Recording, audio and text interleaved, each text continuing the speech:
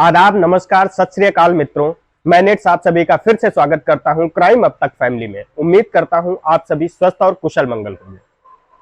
आज की कहानी एक ऐसी कहानी है जो आपको अंदर से बिल्कुल झकझोर कर रख देने वाली है। यह इतनी भयानक है कि इसके बारे में आप सोच भी नहीं सकते। और अगर कल को इस कहानी पर कोई वेब सीरीज या फिर सीरियल बन जाए तो आप बिल्कुल चौंकिएगा मत, क्योंकि इस कहानी की प्लानिंग ही कुछ ऐसी थी कि जिसमें एक मासूम लड़की को अपनी जान से हाथ गंवाना पड़ जाता है, जिसकी कोई गलती भी न थी। उसे बेवजह मारा जाता है, जिसके बारे में हम और आप सोच भी नहीं सकते। कहानी शुरू करने से पहले आप सभी से गुजारिश है कि चैनल पर अगर आप नए हैं तो चैनल को सब्सक्राइब कर लीजिएगा और वीडियो को अंत तक जरूर देखिएगा, और दोस्तों के साथ तो शेयर करना बिल्कुल मत भूलिएगा, और अपनी राय हमें कमेंट बॉक्स में जरूर दीजिएगा। आइए आते हैं अब असल कहानी पर। तो कहानी शुरू होती है ग्रेटर नोएडा से, और हुआ कुछ यूं कि 12 नवंबर 2022 को ग्रेटर नोएडा में एक लाश मिलती है, और लाश थी एक लड़की की, जिसका चेहरा पूरी तरह से जला हुआ था और गले पर चाकुओं के निशान थे। चेहरा जला होने के बावजूद लाश के कपड़े और बाकी चीजों की वजह से पुलिस को बहुत ज्यादा मुश्किल नहीं होती है लाश की शिनाख्त करने में। लाश की बरामदगी के कुछ ही समय में पुलिस को पता चल जाता है कि लाश किसकी है। पता चलता है कि लाश एक लड़की की है, जिसकी उम्र लगभग 27 साल है, और वह ग्रेटर नोएडा के बिसरख इलाके की रहने वाली है। और जब लाश बरामद हो चुकी थी तो पुलिस ने शुरुआती तहकीकात शुरू कर दी। गले पर चाकुओं के निशान थे, चेहरा पूरी तरह से जला हुआ था। इससे यह पता चलता है कि कातिल बिल्कुल भी नहीं चाहता था कि लाश की शिनाख्त उसके चेहरे की वजह से हुई। लेकिन नोएडा पुलिस का माथा इसलिए थोड़ा ठनका, क्योंकि जब कातिल यह चाहता था कि चेहरे से उसकी शिनाख्त न हो पाए तो उसने उसके कपड़े वगैरह क्यों नहीं चेंज किए थे। क्योंकि आमतौर पर अगर किसी कातिल को लाश की पहचान छुपानी होती है तो वह सबसे पहले कपड़े वगैरह चेंज करता है, जो कि उसने बिल्कुल नहीं किया था, या फिर उन चीजों को भी हटाने की कोशिश करता है जिनकी वजह से उसकी पहचान हो सके। लेकिन इस लाश के साथ ऐसा बिल्कुल नहीं था। यहां पर कहानी थोड़ा अलग थी। कातिल ने उसका चेहरा तो जला दिया था, लेकिन इन सब चीजों को उसने हटाने की जरूरत क्यों नहीं समझी। इन बातों को लेकर पुलिस को थोड़ा शक हो जाता है। लेकिन फिर जब पुलिस छानबीन करती है तो पता चलता है कि जिस लड़की की लाश मिली है उस लड़की के माँ बाप पिछले साल इसी साल मार्च के महीने में उन्होंने खुदकुशी कर ली थी, और दोनों की मौत हो चुकी थी। इन सारी चीजों का जब पुलिस को पता चलता है और वह डिटेल्स को खंगालती है तो पता चलता है कि उसके माँ बाप के ऊपर 5 लाख रुपए का कर्ज था, और जिन लोगों ने ये कर्ज दिया था वह 4 लोग थे, और ये चारों लोग अपना पैसा वापस मांग रहे थे, और इसके लिए वह रोज रोज तगादे करते थे। पायल के माँ बाप पैसा नहीं लौटा पा रहे थे, और इन्हीं बातों से तंग आकर उसके माँ बाप ने इसी साल मार्च के महीने में खुदकुशी कर ली थी। माँ बाप के गुजर जाने के बाद पायल के अलावा उसका एक और भाई था, और उसके भाई की शादी भी हो चुकी थी। पुलिस को इसके अलावा और कुछ ज्यादा जानकारी नहीं मिल पाती है। पुलिस जब लाश को उसके घर वाले को सौंप देती है और लाश का अंतिम संस्कार कर दिया जाता है। पुलिस अपनी आगे की जांच में जुट जाती है। फिर कहानी में आता है एक नया मोड़। जहां पर लाश मिली थी उसी जगह से 19 किलोमीटर दूर ग्रेटर नोएडा के ही एक दूसरे इलाके में एक पुलिस स्टेशन में रिपोर्ट दर्ज करवाई गई थी, जहां पर एक 28 साल की लड़की जिसका नाम हेमा चौधरी था, वह भी 12 नवंबर को ही लापता हो गई थी। और अजीब बात तो यह है, 12 नवंबर को जिस लड़की की लाश मिली थी और जिस लड़की की मिसिंग कंप्लेंट दर्ज कराई थी, उन दोनों की कद काठी बिल्कुल हूबहू एक जैसी थी। और उस पुलिस स्टेशन से आसपास के पुलिस स्टेशनों में भी इस बात की जानकारी दी गई और सूचित किया गया और उनसे इस बारे में पूछा गया और कि अगर आपके इलाके में इस हुलिया की किसी भी लड़की के बारे में कोई जानकारी मिलती है या कोई लाश बरामद होती है तो हमें सूचित करें। लेकिन दिक्कत यहाँ पर आ रही थी कि जो वह हुलिया बता रहे थे और जो लाश बरामद हुई थी, उन दोनों का हुलिया बिल्कुल एक जैसा ही था और तकरीबन उम्र भी एक ही थी।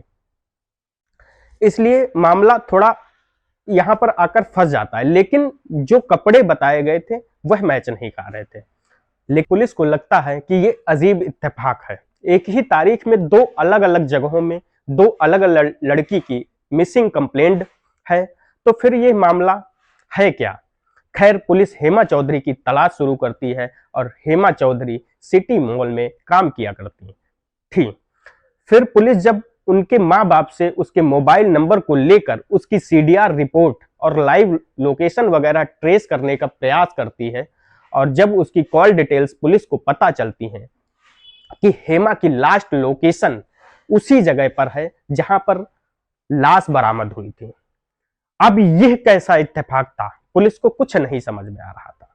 अब पुलिस हेमा के बाकी और कॉल डिटेल्स को जब निकालना शुरू करती है तो पुलिस को पता चलता है कि उसकी लास्ट बात किसी अजय नाम के युवक से हुई थी। इससे पहले उसने अजय से कई बार और भी बात की थी और जब पिछली कॉल रिकॉर्ड खंगाले जाते हैं तो पता चलता है कि उससे पहले इनकी कोई बातचीत नहीं हुई थी। बस पिछले 15 दिनों में इन लोगों की बातचीत स्टार्ट हुई थी। तो पुलिस ने अजय पाल के नंबर को ट्रेस करना शुरू किया क्योंकि पुलिस को अब अजय के पाल के ऊपर शक होने लगा था और तो पुलिस ने अजय पाल की भी सीडीआर रिपोर्ट निकाली और फिर जब उसकी कॉल डिटेल्स और लोकेशन पुलिस ट्रेस करती है तो उन्हें पता चलता है कि अजय पाल की लास्ट लोकेशन भी उसी जगह थी जहां पर पायल की लाश मिली थी और जहां पर हेमा चौधरी का लास्ट लोकेशन था। धीरे धीरे यह सारी कड़ियां आपस में जुड़ रही थी। तो पुलिस को लगता है कि यह कैसा इत्तेफाक है, कुछ तो गड़बड़ है क्योंकि इन तीनों को यह तीनों आपस में मिल रहे हैं। तो पुलिस को लगता है पुलिस अजय पाल इस पूरे कांड का सूत्रधार है क्योंकि पायल और हेमा चौधरी गायब थी। पायल की लाश भी बरामद हो चुकी थी और हेमा चौधरी अभी तक गायब थी। फिर पुलिस अजय पाल के कॉल डिटेल्स को खंगालती है तो उन्हें पता चलता है कि अजय पाल बुलंदशहर का रहने वाला है। फिर वहां से पुलिस की एक टीम अजय पाल के पास पहुंच जाती है और उसे दबोच लेती है। अजय पाल को उठाने के बाद जब उससे पूछताछ शुरू होती है तो फिर एक ऐसी कहानी सामने आती है कि आने वाले वक्त में उस पर कोई फिल्म या वेब सीरीज बन जाए तो इसमें कोई हैरत की बात नहीं होगी।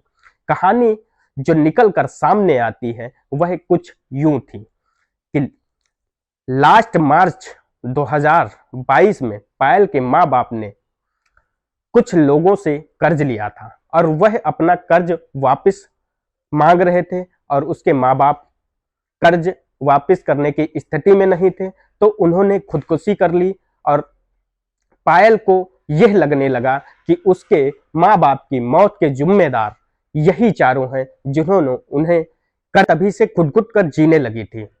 यह उन चारों से बदला लेना चाहती थी और यह कर्ज लिया गया था पायल के भाई की शादी के लिए। जिस बिचौलिए ने शादी कराई थी कुछ पैसे उसने दिए थे और कुछ उसकी भाभी ने और कुछ उसके भाभी के 2 और भाई थे उन लोगों ने।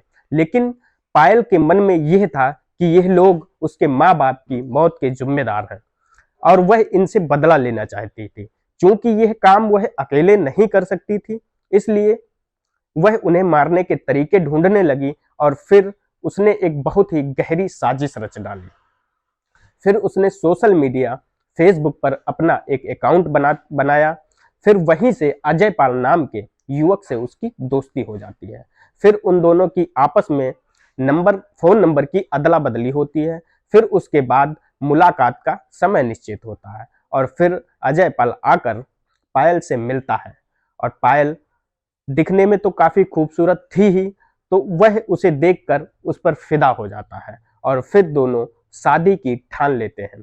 हालांकि अजय पाल इस बात से बिल्कुल बेखबर था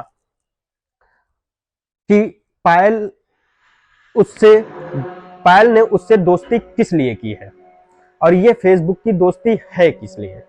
उसे तो बस यही लग रहा था कि पायल सच में उससे प्यार करने लगी है, उससे शादी करना चाहती है। हालांकि यह भी नहीं कहा जा सकता कि पायल उसे धोखा दे रही थी, लेकिन यह जरूर था कि पायल उससे शादी करने के पीछे पायल का एक गहरा मकसद था। और फिर उन दोनों की मुलाकातों का दौर बढ़ जाता है। अजय पाल उसके प्यार में पूरी तरह से पागल हो चुका था, वह उससे शादी करने के लिए जोर देने लगता है। फिर पायल उसे अपनी पूरी हकीकत बताती है और उससे कहती है कि बस मैं तुमसे एक ही शर्त पर शादी कर सकती हूँ। वह उसे बताती है कि मेरे माँ बाप की मौत के लिए 4 लोग जिम्मेदार हैं और मुझे उन चारों का कत्ल करना है। उन चारों कत्ल को करने से पहले मेरा मरना जरूरी है, यानी कि सबसे पहले मेरा कत्ल होना जरूरी है। अजय पाल को यह सब कुछ समझ में नहीं आ रहा था, तो वह पूछता है ऐसा क्यों। तो पायल उसे बताती है कि अगर एक बार मैं दुनिया की नजरों में मर गई तो इन चारों के कत्ल के लिए किसी का शक मेरी तरफ नहीं आएगा, क्योंकि एक मुर्दा इंसान किसी का कत्ल नहीं कर सकता। और फिर मैं पुलिस के रडार से हमेशा बाहर रहूंगी, मेरे ऊपर किसी भी प्रकार का कोई शक नहीं आएगा और न ही मेरे परिवार के किसी सदस्य के ऊपर पुलिस का शक जाएगा और इन चारों लोगों के कत्ल का शक किसी और के ऊपर जाना चाहिए। इसलिए सबसे पहले मेरा मरना जरूरी है। प्यार में पागल अजय पाल इस साजिश में उसका साथ देने के लिए तैयार हो जाता है और आगे की कहानी पूछता है कि मुझे आगे क्या करना है। तो वह बताती है सबसे पहले मेरी ही कदकाठी की एक लड़की का इंतजाम करना होगा जिसको मेरी जगह मरना होगा। फिर अजय पाल ऐसी किसी लड़की को ढूंढने के जुगाड़ में लग जाता है और फिर एक दिन वह जाता है सिटी मॉल और वहां उसकी नजर एक लड़की पर पड़ती है जो कि तकरीबन 28 साल की थी और कट काठी में बिल्कुल पायल की तरह थी। और फिर अजय पाल उससे दोस्ती करने की जुगत में लग जाता है और फिर कुछ ही दिनों में उसकी बातचीत स्टार्ट हो जाती है और वह लड़की थी जिसका नाम था हेमा चौधरी। हेमा चौधरी सिटी मॉल में काम करती थी और उस वक्त हेमा चौधरी को 5,000 रुपए की जरूरत थी। अजय पाल उससे कहता है कि एक दोस्त की तरह मैं आपकी मदद कर सकता हूं और उसे 5,000 रुपए की मदद करता है। फिर उनकी दोस्ती और गहरी हो जाती है और इसी दोस्ती के भरोसे 12 नवंबर को वह हेमा चौधरी को ग्रेटर नोएडा के उसी इलाके में चलने के लिए कहता है। हेमा चौधरी भी उसके साथ चलने के लिए तैयार हो जाती है और ग्रेटर नोएडा के उसी इलाके में वह हेमा को लेकर आ जाता है जहां पायल की लाश मिली थी और पायल वहां पर पहले से ही एक चाकू लेकर मौजूद थी। और फिर अजय हेमा को पकड़ लेता है और हेमा कुछ नहीं कर पाती। इससे पहले कि हेमा कुछ समझ पाती, पायल चाकू लेकर उस पर वार कर देती है और पायल उस पर चाकुओं के तब तक वार करती रहती है जब तक हेमा दम नहीं तोड़ देती है। फिर उसके बाद वह एक कढ़ाई में तेल गर्म करते हैं, फिर उसी खौलते हुए तेल में हेमा चौधरी का चेहरा जला देते हैं। फिर उसका चेहरा पूरी तरह से भुन जाता है जिससे कि चेहरे पर की शिनाख्त न हो सके, किसी को भी उसका असल चेहरा पहचान में ना आए। और फिर उसके बाद उस दिन जो पायल ने कपड़े पहन रखे थे वह उनको उतार देती है और हेमा चौधरी ने जो कपड़े पहने थे उनको भी उतार देती है और अपने कपड़े हेमा चौधरी को पहना देती है। और जो भी निशानी के तौर पर अंगूठी वगैरह या फिर इस तरीके की कोई भी चीजें थी उन्हें भी उतार लेती है और अपनी निशानी वाली सारी चीजें उसे पहना देती है। ये सब करने के बाद वह दोनों वहां से निकल जाते हैं और फिर हेमा की लाश को वहीं छोड़ देते हैं। और फिर उसके बाद वह दोनों बुलंदशहर चले जाते हैं। फिर हेमा के कत्ल के 7 दिन के बाद 19 नवंबर 2022 को पायल अपने वादे के मुताबिक अजय और पायल आर्य समाज मंदिर में जाकर शादी कर लेते हैं, क्योंकि पायल ने उससे पहले ही वादा किया था कि अगर इन कत्लों को करने में वह उनका साथ देगा तो वह उससे शादी कर लेगी। इसलिए वादे के अनुसार अजय पाल से वह शादी कर लेती है। अब दोनों पति पत्नी बन चुके थे। लेकिन इधर लाश मिलने के बाद जब पुलिस तफ्तीश कर रही थी तब उनका शक अजय पाल के ऊपर जाता है। तो पुलिस अजय पाल को उसकी शादी के 1 हफ्ते के अंदर ही और उसके घर तक पहुंच जाती है और घर तक पहुंचते पहुंचते पुलिस को मुर्दा पायल भी जिंदा मिल जाती है। फिर जब पुलिस उनसे पूछताछ करती है तो वह दोनों पूरी कहानी पुलिस को बताते हैं। दोनों अब पुलिस की गिरफ्त में थे और पुलिस ने इस मामले को लेकर 3 दिसंबर 2022 को एक प्रेस कॉन्फ्रेंस भी की थी, जिसमें पुलिस के अफसर ने एक खुलासा किया। वह यह था कि किसी एक हेमा चौधरी या किसी एक लड़की को मारना या फिर उसके बाद 4 और कत्ल करने का आइडिया आया कहां से, यह सबसे बड़ा सवाल था। इस बारे में उन्होंने बताया कि एक पाकिस्तानी टीवी सीरियल है जिसका नाम है कबूल है। यह आइडिया पायल के पास वहीं से आया। फिलहाल कहने का मतलब यह है कि जिंदा पायल को मुर्दा साबित करने के लिए एक लड़की हेमा चौधरी का कत्ल कर दिया जाता है। इसमें हेमा चौधरी का कोई कसूर तक नहीं था। हेमा चौधरी से ना तो पायल की कोई रंजिश थी और ना ही उसके माँ बाप की मौत के लिए हेमा चौधरी जिम्मेदार थी। लेकिन पायल को सिर्फ खुद को मारना था, इसलिए उसने उस मासूम हेमा चौधरी का कत्ल कर दिया। हालांकि एक कत्ल तो उसने कर दिया था, लेकिन अगर यह खुलासा न होता तो पुलिस इन दोनों को गिरफ्तार न कर पाती, तो यह दोनों मिलकर आने वाले समय में 4 और कत्लों को अंजाम देते। हैरानी की बात तो यह है कि इन चारों को मारने के लिए पायल ने बाकायदा एक पिस्टल तक खरीद ली थी। खैर, 4 लोग कौन थे, इनका ब्यौरा यह है कि सबसे पहले कत्ल तो उस बिचौलिए का होना था जिसने पायल के भाई की शादी कराई थी। उसका नाम था सुनील और दूसरी थी सुनील की भाभी जिनका नाम था स्वाति। और उसके बाद स्वाति के 2 और भाई थे जिनका नाम था कुशिंदर और गोलू। इन चारों का कत्ल पायल करना चाहती थी। इन चारों को वह गोली मारकर खत्म करना चाहती थी। इसके लिए पायल के पास से पुलिस ने एक पिस्टल भी बरामद की थी। कुल मिलाकर कहानी में एक मुर्दा जिंदा हो गई और 4 कत्ल होने से बच गए, लेकिन एक मासूम बेवजह मारी गई जिसका कोई कसूर तक नहीं था और न ही पायल को वह जानती थी और न ही उसके माँ बाप की मौत के लिए वह किसी भी प्रकार से जिम्मेदार थी और न ही उसका संबंध था। यह बस पायल के एक जुनून और साजिश की वजह से हेमा चौधरी को अपनी जान से हाथ धोना पड़ा। दोस्तों, आज की कहानी में बस इतना ही। जितनी जानकारी मुझे मिल पाई मैंने आप सभी लोगों के साथ साझा की, और जिन लोगों ने अभी तक चैनल को सब्सक्राइब नहीं किया है वह लोग चैनल को सब्सक्राइब कर लें ताकि हमारी वीडियो की नोटिफिकेशन उन तक पहुंच सके। और मिलते हैं एक नए एपिसोड में एक नई कहानी के साथ। तब तक सावधान रहें, सतर्क रहें और सुरक्षित रहें। धन्यवाद मित्रों, नमस्कार।